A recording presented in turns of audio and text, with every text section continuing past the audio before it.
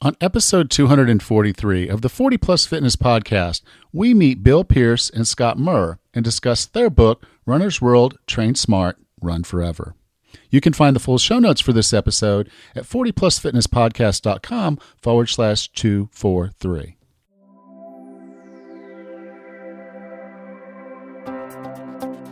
Have you decided you're ready to make a change? To reclaim your health and fitness? The 40 Plus Fitness Podcast is here for you. I'm your host, Alan Meisner. I'm an NSAM certified personal trainer with a specialization in corrective exercise and fitness nutrition. Let me be your coach as you find your way on your health and fitness journey. All right, let's go. Recently, I found that my training was getting stagnant and I wasn't seeing much progress. Maybe you can relate.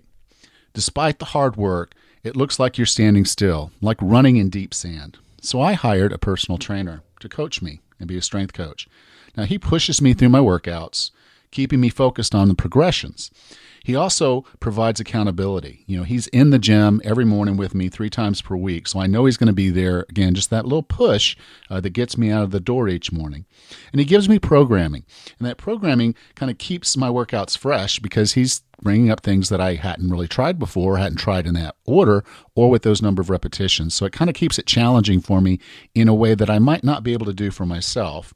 And obviously, he shares his ideas on health and fitness, and our paradigms might be a little bit different. So it's an opportunity for me to kind of challenge my own paradigm to see, if we're going to try something that he wants, and he's the coach. So again, I don't question what he's telling me to do, short of injuring myself. But I do have that conversation with him, and I'm learning a lot about my body and what it can take. The volume of what we're doing is a little bit higher than what I was used to. So it's good for me to be challenging my body, challenging my mind, and having a good coach will do that. Now, are you feeling right now like maybe you're a little stuck? And maybe you could use a coach. Well, I'd love to be your coach and do for you what my coach is doing for me. So if you're wanting to get unstuck, if you want great results, and you want to be looking your best this summer, then go to 40plusfitnesspodcast.com/coach. And there you'll find an application. And that application is a good way for us to know if I'm a fit for you, and whether maybe you're a fit for having an online coach and whether online coaching will work for you. I know my business, and I could do the training for myself, but I have found just kind of having that person there to bounce ideas off of, get some programming from, kind of challenge my paradigms has been extremely valuable for me. So I'd encourage you to go to 40plusfitnesspodcast.com/coach and sign up today. We've had some other running guys on the show before, but today's kind of special. We have Bill Pierce and Scott Murr, and the two of these guys are at Furman University doing a running program, and they've watched hundreds and hundreds of runners come through that program and make some changes to their lifestyle, make some changes to their running, make some changes to their life, and become much better runners, much healthier runners, and able to run for much longer into their running lives. And these guys are guys who know what it's like to run when you get a little older, because they are. And so, it's kind of fun. I have both of them on there. We're talking decades and decades of running experience, and now through hundreds of runners that have come through their clinic, literally just so much data on running. This is a fascinating episode, and I know you're going to enjoy it. So with no further ado, here's Bill Pierce and Scott Murr. So Bill and Scott, welcome to 40 Plus Fitness.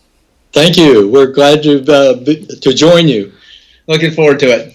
So now, as I got into the book, one of the things that I really liked about the book was one, this was not a book that you just said, okay, here's my running experience, or here's some conversations I've had with a couple dozen different runners that are over 40 years old. But you guys have for quite some time been working with runners from all age groups, and actually hundreds of runners now have come through your first program. And so could you kind of tell me about the first program and kind of just a little bit about, what you guys are doing with the runners and how you see the whole aging thing kind of affecting running?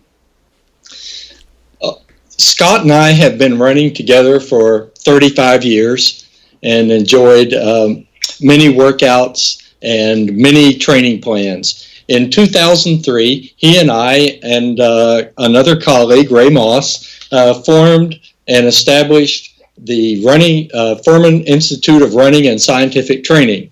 And the Institute sponsors retreats for runners, and we've had them to come to our campus from India, Israel, Europe, South America, Central America. So we've interacted with a lot of runners. We've tested them in the lab. We spend 4 intensive days with them, and we've learned a lot about runners from those experiences.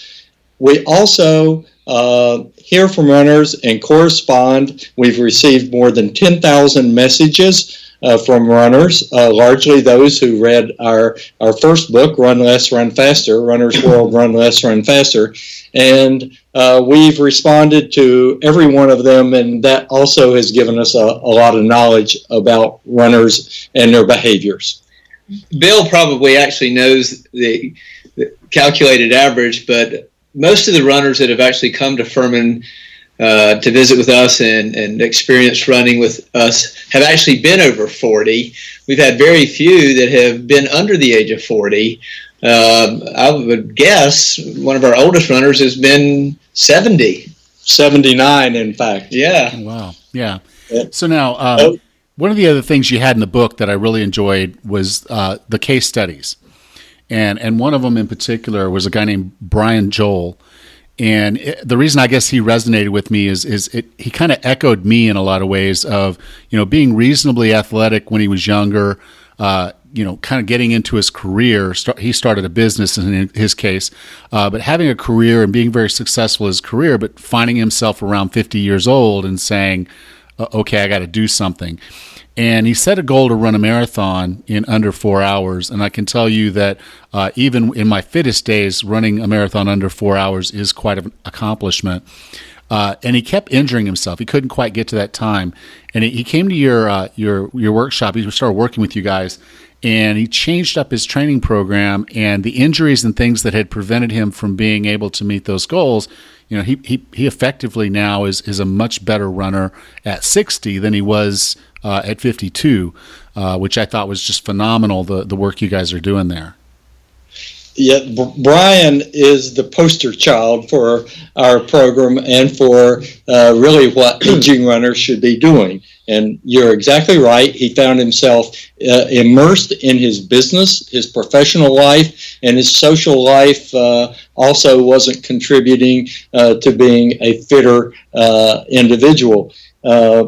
And I think what really made a big change in Brian's success and led to him running a 3:44 at age 61 is that he bought into the entire program, not just the running, but he quickly joined a gym, did the strengthening, did the cross training, did the stretching, and he changed his diet.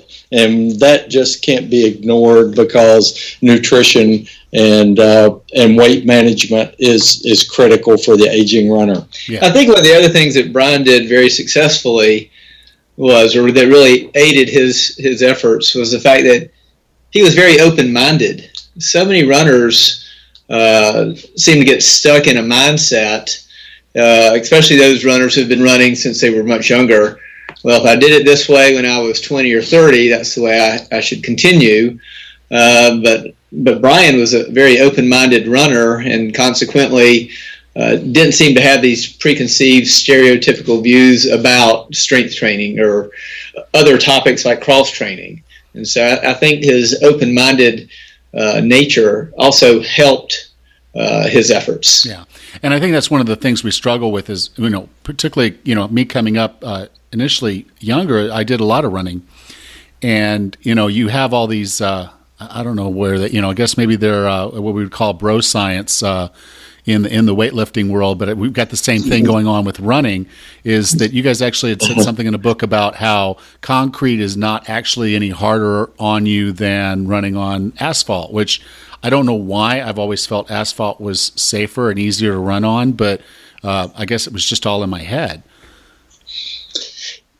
Yes, there are a lot of myths out there about running, and a lot of them are perpetuated. It's kind of interesting, and we've had this conversation with one of the editors at Runner's World who's been around for a long time, and say, where does this come from? And we start searching and can't find where these rules really originated. I think it's just we have a lot of time to talk when we're running marathons, and yeah. Well, okay, so here we are. We're over 40, and we either want to start running or keep running, but we can't train the way we did. That's part of my principles for why I do 40 plus fitness is we can't train the way we did when we were 20. We have to start making some changes because our body is changing, our pace is changing. Our muscular, structure is changing. So, what are some of the considerations for someone who wants to keep training? What are some things that they need to be looking for as far as the way their body's changing and how they can keep up with what they want to do? They love it. They want to keep doing it. Right. And that's why we wrote the book. And that's exactly the thrust of this book is, as the title says, Train Smart and Run Forever. And the overarching goal of runners over 40, when we talk to them, and we've recorded this, we have data, and when we've asked them, what's your main goal, they immediately say, I want to run into old age. I want to be a lifetime runner. I want to do this when I'm 75. I want to do this when I'm 80. And so that's because running is such a central part of their life. And often it determines who their friends are, what their social activities are, and they want to be able to continue with this. However, we also look at race participation, and starting at about 45, it starts to drop off. And so these runners tell us they want to continue, but you see that the numbers start to diminish. And from 50 to 54, if you look at the age group 55 to 59, you'll see that there is about a 50% reduction in the number of runners from 50 to 54 to 55 to 59 for men and women. And the same thing happens 60 to 64, 65 to 69. So this is a goal, but it's not happening. So why? And that's because there are a lot of, as you referred, there are a lot of biological changes, and it's part of the natural order. It is inevitable and irreversible, and we have to accept it. What are some of those changes? Reduced muscle mass, reduced bone mineral density, increased body fat, reduced cardiac output, reduced metabolism. There are hormonal changes. Probably one of the biggest challenges for runners is that the connective tissue is just not as supple as it once was. And it's a little more rigid. It restricts our range of motion, which affects our running gait. And eventually, if we keep trying to do the same thing without any modifications, we get injured. Once we get injured, we enter this cycle of I go through rehab, I come back, I've lost some fitness, so I got to train even harder, and thus I get injured again. And after several times, we just see that a lot of runners give up.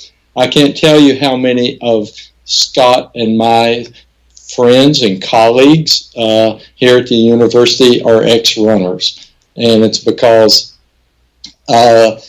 they got injured and they didn't come back and develop the kind of rehabilitation program that they really needed, or change their habits. Next thing I know, they're 15 pounds heavier and they just can't do it.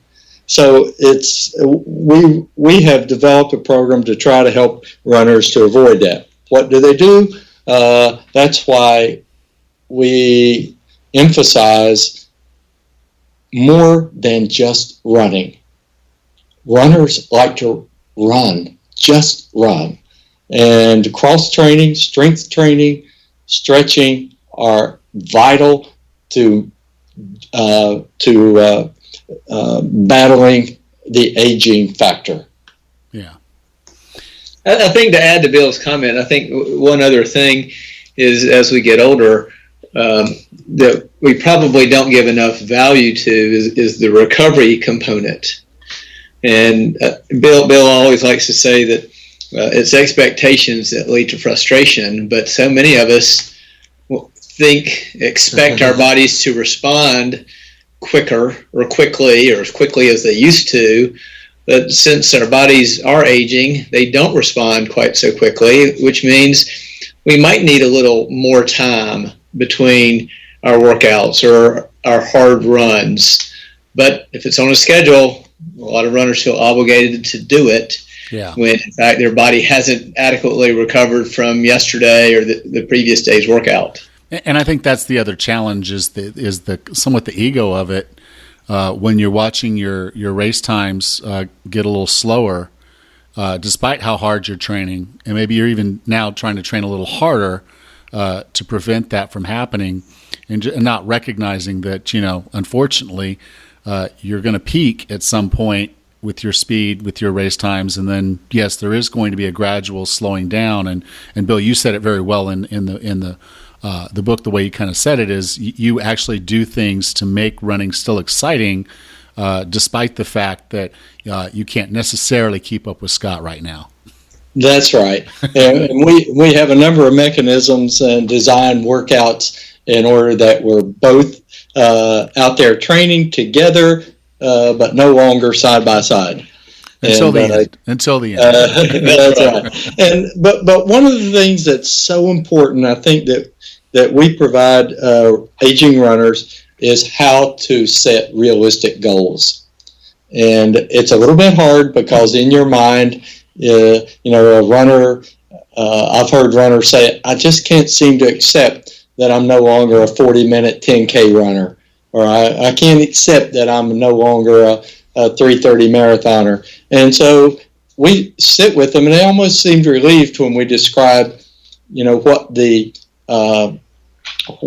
expected decline in performance is with aging, and can sit there and say, okay, if we take that you're reduced 1% over the last 5 years, each year your time would be this, and it's maybe what they're doing. So a lot of them are running having good performances, but they're still remembering the times from yesteryears. Yeah, and I know that's hard because I'm someone who has occasionally struggled with ego on various fronts as I've been a little older, and I have to kind of check that ego from time to time because it really can drive you nuts.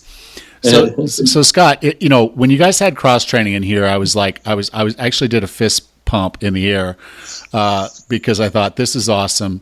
When I was in the Army, I was in infantry training, and while I was in training, because I was a fairly decent runner then for distance, they wanted me on the team. So I was running with the team, and we were also doing our training, which in some cases would have us road marching in boots with heavy packs for upwards of 100 miles a week, in addition to the 100 miles or plus we were doing with running. And what I realized was just that kind of that beating on yourself, just kind of in that one way, just was not something I could sustain. So when I actually started training for a marathon, I actually looked at my running and I said, mentally, I know I can keep my body moving as long as I sort of just have the cardiovascular capacity. And so I actually trained for all of my marathons that I ran, and even the ultra marathon, not running all the time, but actually doing other cardiovascular exercises. So could you kind of get into the benefits of kind of cross-training the way you do cardio such that you're not running every single day? Yeah, and that's actually what led to this whole concept. Bill and I were doing triathlons in the mid to late 80s, and consequently coming into the sport as runners, we're now trying to add swimming and cycling, but even though we were much younger, it was awfully hard in terms of time and energy to add two more sports. And so we reduced our run volume. Our exercise volume stayed the same because we were swimming and cycling. But what we noticed was our actual run times, our 10K run times, our half marathon run times did not decline, even though our run volume had. And so that's kind of how we even came up with this concept that really, if you keep your exercise volume up, but shift around the activities so that you can spread the demand across a much larger muscle mass, you can still probably maintain some high quality performances. And that's where this concept of the cross training came from. Bill just mentioned that the connective tissue gets a little tougher to keep supple as we age. And if you try to continue with the running and the Army related activities where it's all your weight bearing stuff, your legs wouldn't be able to handle that now. And so consequently, if we can shift the demand to it's not all being weight bearing, still keep you active, keep you aerobically fit, those are the ways that we think that can keep you fit, keep you active, keep you competitive, and prolong the years that you do that. Yeah, and I think that's where I was. They effectively broke me in the Army with all that work. With the road marching and then of course the running. It was actually too much for me, and I didn't need that much training. And so I actually, they kind of broke me, which meant when I actually was going to do the marathon training, I was like, okay, I don't want to beat myself up the way I did when I was trying to run distance before. I'm literally going to sit down and just do this. And the way I did it, it worked out very well for me. I mean, again, I'm not going to be anybody that's going to brag about my marathon times, but I entered 5 and finished 5. I entered an ultra and I finished it, which was the goal. I'm happy that I finished. I'll just go with that. Back then, like you said, the cutoff times were 4 hours. So, finishing a marathon back then, I felt like that was, particularly considering the few number of people that ran marathons back then, I think it was pretty good. Now, another one that's in there that kind of got another fist bump out of me was the strength training. And the more I've seen, fellow runners, people I know now that get into strength training, they start recognizing the benefits straight away. So, Scott, can you kind of talk about the benefits that strength training gives you relative to running? Well, I think the biggest one is, especially when you're talking about runners over the age of 40, is simply helping to maintain our muscle mass. A lot of runners don't like to do strength training because they're worried about adding weight, even if that is muscle weight. But unfortunately, as we age, our muscles tend to atrophy. And so by incorporating regular strength training into your weekly routine, runners over the age of 40 can help delay that rate of decline and even plateau for some years their muscle mass. And if by maintaining a healthy muscle mass, that's certainly going to help your running form, which would then help reduce your risk of injury. Maintain your muscle mass to help maintain your running form will actually have you running faster when we talk about running economy. Helping maintain your muscle mass will really just absorb some of that jolting of your body hitting the ground every step. And so not only being a well-rounded fit person, but the strength training, I believe, even becomes more crucial to someone over the age of 40 than perhaps someone who is 25. And so I think really as you get older, it becomes even more important to include the strength training as part of your weekly training routine if you want to be a successful runner and a lifelong runner. Yeah, and I think one of the things I really liked about the exercises that you had in the book was you weren't just working the normal lateral the normal front to back movements of a lot of exercises.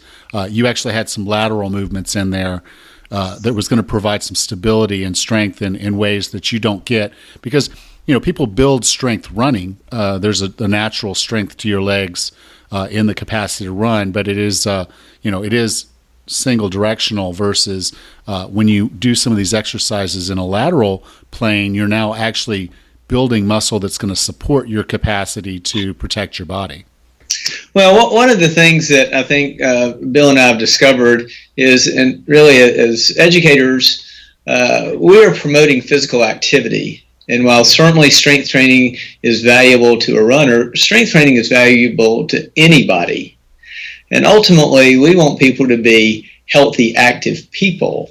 And so it's not, we don't think strictly as runners. We are thinking as promoting a well-balanced fitness program. And so while we've tried to come up with exercises that are going to be most advantageous for runners, we've actually tried to come up with exercises that are well-rounded so that you can get out in the yard and play with your kids or your grandkids.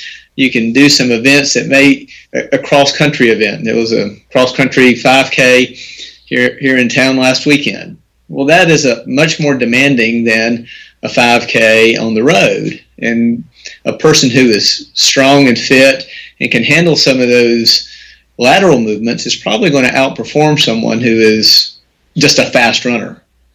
Yeah. When we do gait analysis on our runners at the retreats, virtually all of them have some muscular weakness. And so the exercises that we have recommended to runners and prescribed in our 7-hour workout week are basically those exercises that we prescribe to the runners for these common muscular weaknesses. Okay. Now, Bill, I want to dive into the next one because I'll tell you when I first started getting back into fitness, because I did take a little hiatus there, similar to Brian, and as I got back into it, as I started doing things, what I realized was that I had lost, being in an office job and all the other things, I had lost a tremendous amount of mobility, and so I really kind of put myself on a mission to not just lose weight or get stronger, which I did, but was to basically say, okay, I need the mobility that I had before, and maybe even better, because maybe I never had the mobility that I needed as I started studying movement patterns. Stretching is a big part of your program. Can you kind of get into the value of stretching, how you would propose that people get into stretching? Because it is an art, in my opinion, a little bit more than a science, to be good at stretching and understand how to do stretching properly. So could you take a little bit of time to talk about stretching? Okay. There are many articles out about whether stretching is valuable or not. To me, the answer to that is when anyone gets injured and they go to a physical therapist, they put them on a strength training program and a stretching program every time. So if strength training and stretching are vital to rehab, we believe that they're vital to prehab, and in order to, and part of the prevention. So stretching, of course, is that's a range of motions. Stretching affects the range of motion, and the range of motion is at the foundation of performance. And so poor flexibility, faulty posture, altered running mechanics, and an increased risk for injury. Poor posture also means more energy expenditure. Scott referred to running economy. Someone who's out there flailing around and because they're tight and don't have a range of motion are going to not be very economical. One of the things you see as runners get older, that shorter stride. That comes from a lack of strength in the gait phase of push off phase of the gait, and also with a lack of flexibility. So we think it's vital, and I know it has been for me. And I can tell if I don't stretch after I run. I can tell the next day when from the time I get out of bed. So it increases performance. It improves body alignment. It decreases muscular tension. And the stretches that we've put in the book, again, are those for to address primarily the range of motion that runners need to have good performance. I think actually one of the subtle benefits of cross-training is that depending on what exercise you choose, what mode of cross-training you choose, swimming, for example, is a great way not only of getting a great cardiovascular workout, but a great mode of exercise for enhancing range of motion. I actually encourage runners, even if they can't swim, to get into the pool and kick. Because a lot of runners, Bill mentioned the push-off phase of your gait, a lot of runners have a limited stride length because they don't have good ankle flexibility. Well, if you get in the pool and just do some kicking, that will actually increase your ankle flexibility, which can increase your range of motion, your push-off, and therefore your stride length. So the cross training and even the strength training, some of the exercises that we were recommending have a runner moving a weight or moving their body through a range of motion that is greater than what they would do just running. So without a doubt, the flexibility is crucial, but you can even get some subtle benefits in range of motion with the strength training and the cross training. Yeah.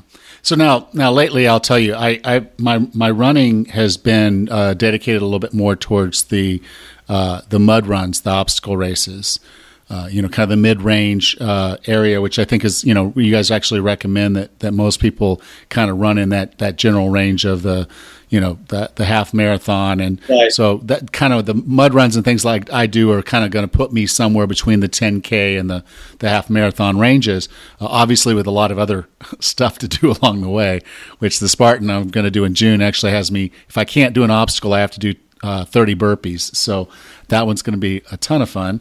But I want to keep running for a long, long time. So could each of you kind of in turn give me your number 1 and 2 kind of tips for being a healthy, productive runner forever, as you put in the book? First, I would advocate that you make your running fun. Play has always been a central part of my life. And doing it because I enjoy it and because it's fun, rather than I'm fulfilling some bucket list or I'm fulfilling some expectation of others or what my friends are doing. I think you have to reflect and think, what is it you really enjoy doing? And of course, along with that, and if you enjoy doing it, it's like anything, if you're prepared to do it well and in a healthy fashion, it'll be more enjoyable. So combining all of these elements that we've discussed earlier so that you have an all-around program will bring more enjoyment. Okay, well, that's good because I'm actually doing this mud run with my younger brother. So, I did incorporate some fun into it. I'm going to get some time with him. And so, Scott, what about you? What's your top 1 or 2 tips for running forever? For me, that's easy. Bill and I have been doing this an awfully long time, and it is fun. But one of the things that keeps it fun for me, and one of the things we tried to incorporate into the 7-hour workout week, was variety. So our runs are different distances, different times. Our strength training exercises are not the same each day that we suggest you do those. Even the stretches are somewhat different. And so making it variable in what we're doing, and even the concept of doing a mud run, that's forcing you to do some other exercises so you can get over those barriers. And I really think the variety adds a spice to this, especially for people who want to do this for long term and who have been doing it for a long term. I would say the second thing then is consistency. And so although you've been running for years, that doesn't necessarily mean that you're going to get through this mud run successfully unless you do some upper body strength stuff on a regular basis. And so this Spartan run's coming up. Well, you're going to have to start preparing now, and you're going to have to do some exercises and some stretches and some activities that may be a little atypical.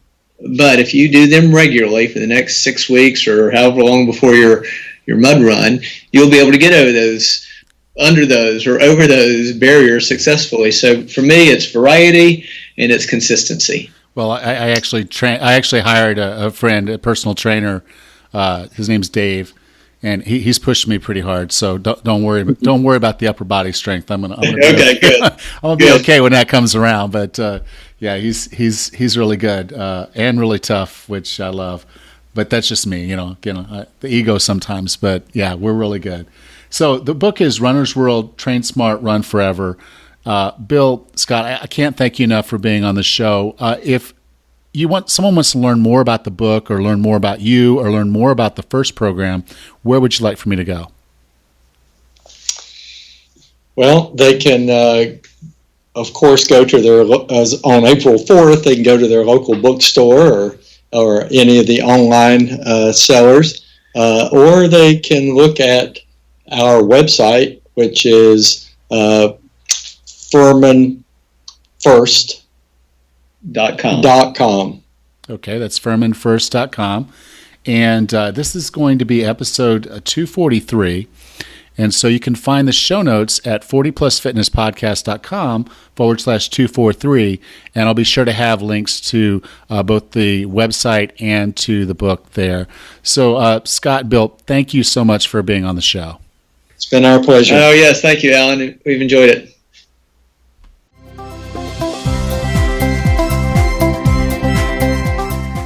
Now, that was a fun and informative conversation. I hope you enjoyed it. And if you did, would you please go out, give us a rating and review, and subscribe to the podcast? Thank you. Next time on the 40 Plus Fitness Podcast, we meet Amy Berger and discuss her book, The Alzheimer's Antidote. Until then, have a happy and healthy day.